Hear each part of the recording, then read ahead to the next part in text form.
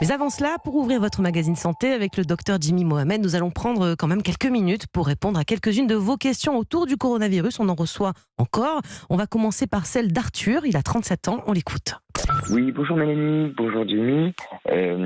J'ai appris que l'Espagne allait rouvrir ses frontières de tourisme et j'ai l'habitude d'y aller tous les ans, donc ça tombe plutôt bien. Mais je voulais savoir si du coup le virus était toujours présent dans l'eau de mer. Est-ce qu'il y avait un risque d'aller se baigner, que les gouttelettes sèchent sur nous au soleil une fois qu'on sort de l'eau? Est-ce qu'il faut bien s'essuyer? Enfin, voilà, donc j'avais quelques questions à ce propos de l'eau de mer et le virus. Merci beaucoup.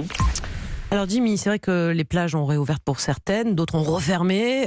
Néanmoins, l'été arrive, il va faire beau, donc on va vouloir y aller à la plage. Est-ce que dans l'eau de mer, à ce jour, on sait s'il y a un risque de coronavirus? Alors tout d'abord, j'entendais parler de l'auditeur de gouttelettes. Ce ne sont pas les mêmes gouttelettes qui vont nous rendre malades. Nous, ce qui va vous transmettre le virus, c'est les gouttelettes salivaires et pas la gouttelette qui sèche. Et même si vous, derrière, vous la léchez, il ne se passera pas grand-chose si c'est de l'eau de mer.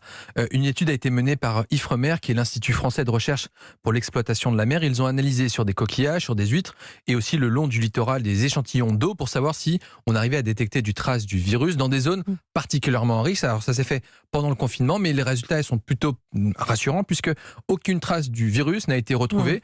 Ils vont continuer malgré tout ces études pendant tous les 15 jours, pendant plusieurs mois. Pour vérifier, être sûr, oui. exactement, parce que là maintenant il y a plus de monde sur les plages et dans l'eau aussi. Ouais. Exactement, pour être sûr que ça ne soit pas vecteur de la maladie. À ce stade, on pense que c'est simplement encore interhumain, donc il n'y a pas de risque de vous baigner, si ce n'est celui de la promiscuité. Forcément, qui dit baignade dit parfois jeu, et donc à ce moment-là, si vous avez quelqu'un en face de vous qui se met à tousser, il est possible... Ah oui, dans l'eau comme sur Terre, il va me contaminer, c'est exactement, ça. Donc c'est plus l'homme qui vous transmettra le virus et pas forcément l'eau en tant que telle.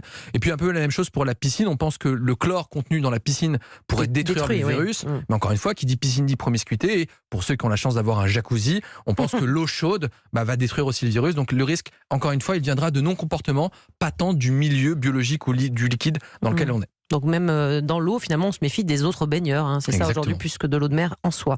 Jimmy, on va passer à une autre